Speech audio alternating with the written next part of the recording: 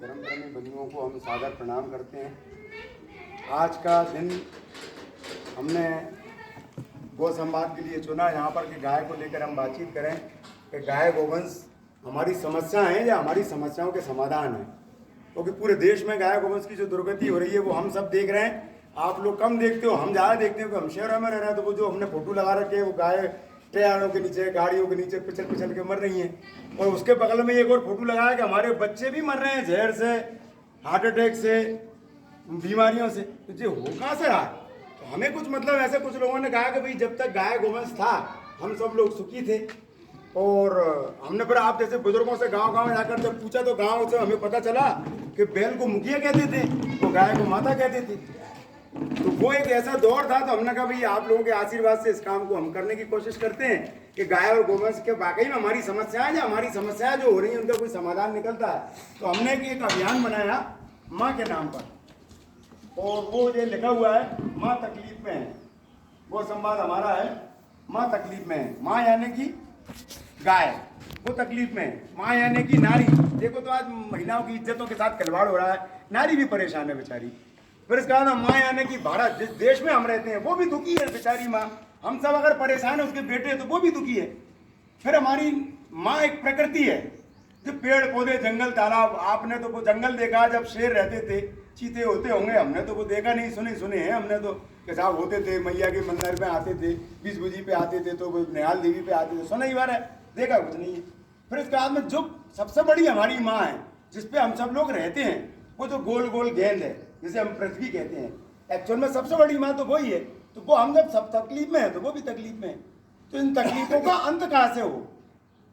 तो हमें तो ये समझ में आया कि अगर गाय तकलीफ में है, क्योंकि गाय को ही हमारे धर्म ग्रंथों में गाय वो विश्वस्त मात्रा कहा गया है, यानी गाय विश्व की माता है। गाय ही पृथ्वी है, गाय ही नारी है, गाय से ही हमारी सूरी धुरी है, गाय ही सब कुछ है। तो आज गाय मारी मारी कर रही है।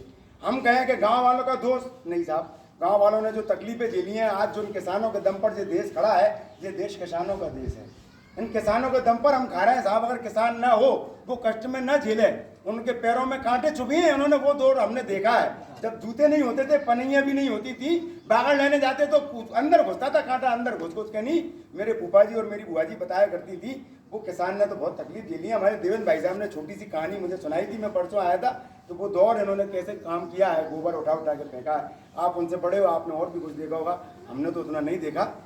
हम क्षमा मांगते हैं, हम आपकी तरह तकलीफ हमने नहीं झेली। हम तो शहर के लोग मजे में रहते हैं, गाड़ियों से घूमते हैं, कार खरीद ली, वहाँ में भर्र भर्र कर रहे हैं। आप खेतों में लगे रहते हो, कैसे पानी डालते हो, कैसे भैंस पालते हो, कैसे गाय रखी है, आपसे ज़्यादा कोई नहीं जानता। तो उसके लिए तो हम क्षमा प्रार्थी हैं। हम भी गाँव से ही आए थे कभी शहर में। अब दिक्कत ये है कि गाय हमारी समस्या है या समाधान? तो पता चला कि गाय हमारी समस्या नहीं है, हमारी समाधान है। तो गाय समाधान कब होगी? जब घर घर में गाय होगी। अब हमने देखा घर घर में गाय रखे तो 20 बाई 30 के मकान में कौन अपनी गाय रखे, 25 बाई 40 में कौन मकान रखे, सब नौकरी पे चले गए। अब घर में औरतें बने नहीं, उनसे खिलाए पिलाए कहाँ से? पहले चरनी भूमि थी, चरिया, मुफ्त में दूध मिल जाता था। अब चराने के लिए 100 रुपया ब्याज दो किसी को तो वो चराने भी नहीं जा रहा। पर 200 रुपया का चारा खिलाओ और 500 ग्राम दूध निकले तो आदमी कहीं भाग जाए। तो गाय किसकी? हम भूल गए। कन्हैया की गैया और शंकर जी का नंदी। भगवान के मंदिर में कितनी पूछते रहो, उसे मूर्ख नहीं बना सकते। वो कोई नेता मंत्री नहीं है जो तुम्हारी बातों में आ जाएगा। वो चक्रधारी है, उसे सब पता है कि कौन गड़बड़ कर रहा है, उसको सब दिख रहा है। मेरे कहने से थोड़ी कहेगा वो, उसको सब दिख रहा है। मैं झूठ बोल रहा हूँ तो वो सुन रहा है। तो अब हम देख रहे हैं कि बीमारियां आ रही हैं, बच्चों को तकलीफ होने वाली है। दर्द इस बात का है कि हमारे बच्चों का जीवन खतरे में है। ऐसा मैं तो यहाँ पर हाथ जोड़ के आपसे इसलिए आया हूँ, मेरे तो कोई बच्चा है नहीं, मैंने तो शादी वादी की नहीं, अकेला आदमी हूँ। लेकिन जब पता चला कि बच्चे जो बेचारे, इनके चेहरे देखो आप, मासूम चेहरे हैं। ये वो देखो आयुषी बेटी है, वो बिटिया हमारी बेटी है, वो छोटा बच्चा घूम रहा था, वो नाचने लगा, मैंने गाना गाया तो ये बच्चे बेचारे जहर खा रहे। क्योंकि सब गाँव में देखो तो सब यूरिया और कीटनाशक, बाजार में देखो तो खान पान में सब जहर ही जहर। इससे बचने का उपाय गाय हो सकती है। तो गाय में आपने, दादा ने बताया, देवेंद्र भाई साहब ने बताया, प्रेम भाई साहब ने बताया कि ये समस्याएं। तो अब इन समस्याओं पर रोने से कुछ नहीं होगा, सरकार को दोष देने से कुछ नहीं होगा, शहर वाले गांव को दोष दें, गांव वाले शहर को दोष दें, उससे हल नहीं निकलेगा। हल तो निकलेगा आपके हमारे बैठकर कुछ समाधान। आप हमें कुछ आदेश करो, भाई साहब, भैया बेटा भाई साहब क्यों कहोगे, आप तो बेटा कहोगे, तो बेटा ऐसा ऐसा करो, ऐसे ऐसे कुछ हो सकता है तो हम उस पर काम करेंगे। ये भी काम करते हैं, सतीश भाई है महाकाल कंप्यूटर सेंटर से, वो भैया बैठे हैं, सचिन भाई बैंक में नौकरी करते हैं, अपनी नौकरी छोड़कर आए, वो भाई साहब भी नौकरी करते हैं, हमारे बैठे हुए ये भी छोड़कर आए, ये भी अपना काम धंधा छोड़कर आए, और आप भी यहाँ पे काम छोड़कर ही बैठे हुए। तो छोटा सा अपन बातचीत करें, रास्ते निकलेंगे, क्यों नहीं निकलेंगे, आज कोशिश करेंगे। जब राम सेतु बनना था तो भगवान राम ने थोड़ी गई कि मैं पूजा करूंगा तो बन जाएगा, बानर भालुओं की सेना इकट्ठी करी, राम सेतु बना दिया। भगवान श्री कृष्ण ने कहीं नहीं उठाएगा किसी से पर्वत गोवर्धन तो मैं उंगली पर उठा दूंगा, लगाओ अपनी लाठियां।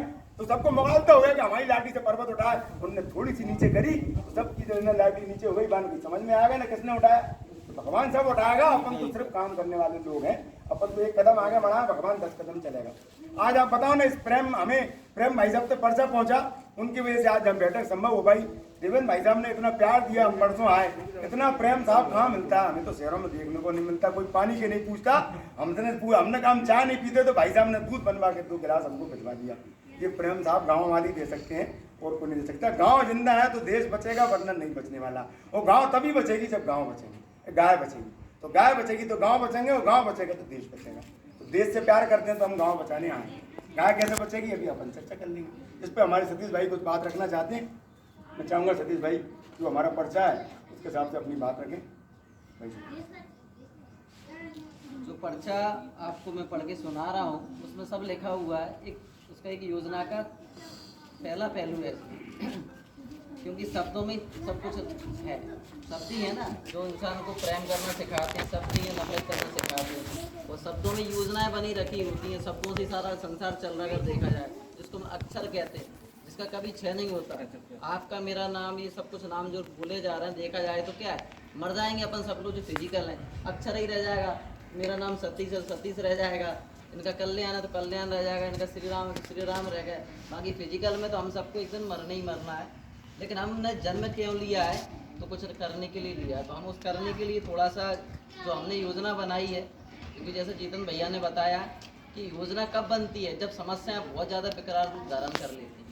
कानून कब बनता है, जब समस्याएं बहुत ज़्यादा विकराल रूप धारण, तब कानून बनते हैं। ना क्या पढ़ रही थी, बलात्कार ना होते तो कौन बलात्कार का कानून बनाता है कि नहीं। तो ऐसे हमने एक योजना बनाई है, उस योजना में हमने लिखा है घर घर गाय हो या हर घर की गाय हो।